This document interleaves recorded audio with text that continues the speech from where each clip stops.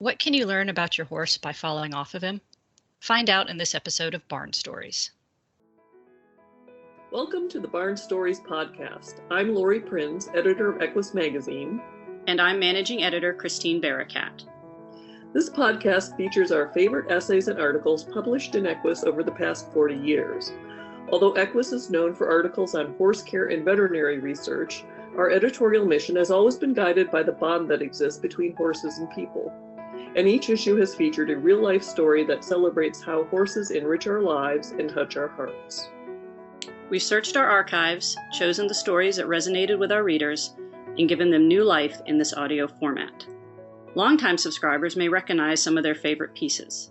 And if you're new to the Equus community, these stories will confirm that no matter what sort of saddle you sit in, a deep emotional connection to horses is something we all share. The essay we've picked for this episode addresses a universal experience for riders, falling off. Fortunately, the writer isn't injured in her fall, nor is she traumatized, but she comes away from it wanting to know more about how it happened.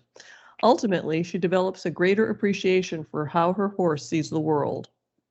I'll admit my first reaction after falling off isn't reflection on what it might teach me about my horse.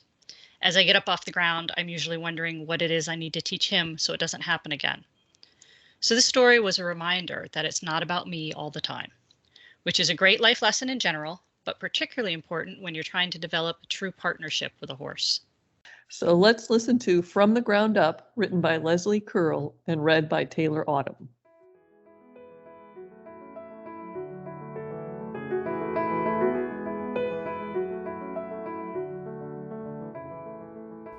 Let me be clear. I do not advocate falling off a horse. But when I recently came off my slightly green, alpha personality quarter horse, Sundance, I learned a lot. And it wasn't about technique or communication. It was about gaining a better understanding of who he is. We were alone in an arena at a nearby equestrian center when we had a run-in with the gate.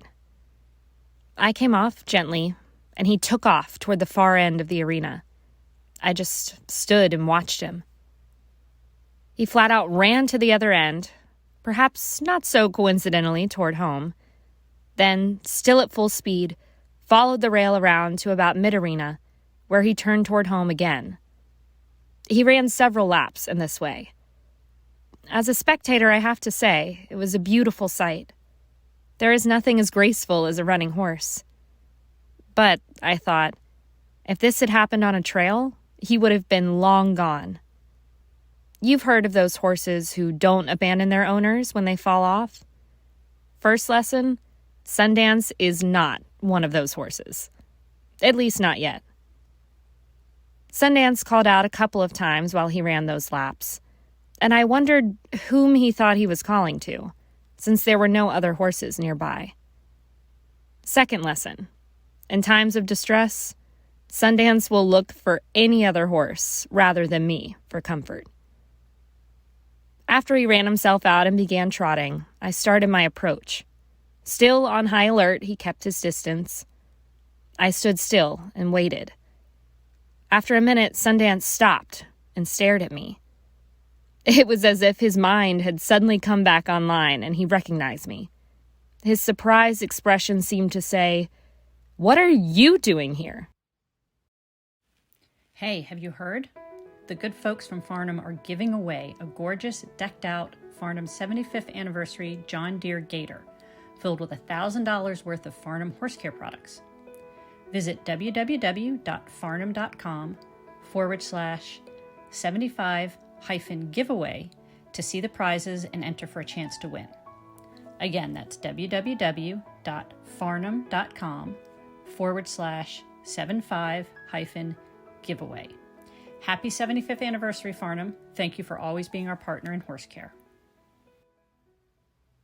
I know there's a lot of debate on what horses actually think and feel. Some people consider them to be dumb, but I believe there's a lot going on between those fuzzy ears. I can't tell you exactly what Sundance felt about my witnessing his panic attack, but I believe it was something akin to embarrassment.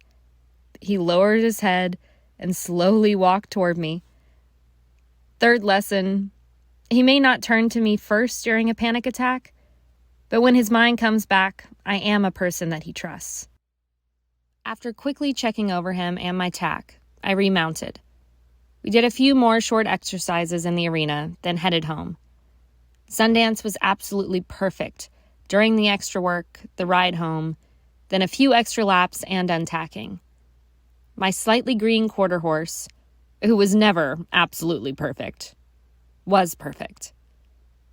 Fourth lesson, in everyday riding, Sundance understands what to do. He just often chooses to argue about it. And finally, the takeaway lesson.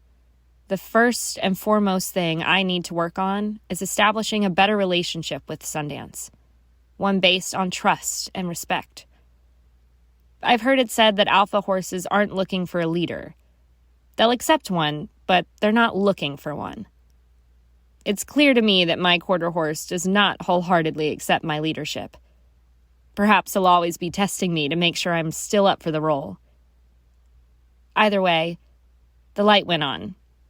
Sundance doesn't need more training per se, as much as he needs to learn to trust and respect me more. Only then will our experiences on the trail improve. I decided that maybe I should spend less time on drills and more on tackling little challenges and achieving small victories together. I still do not advocate falling off a horse, but every incident provides the opportunity to learn something. The trick is to try to keep an open mind, to see things that hadn't occurred to you before.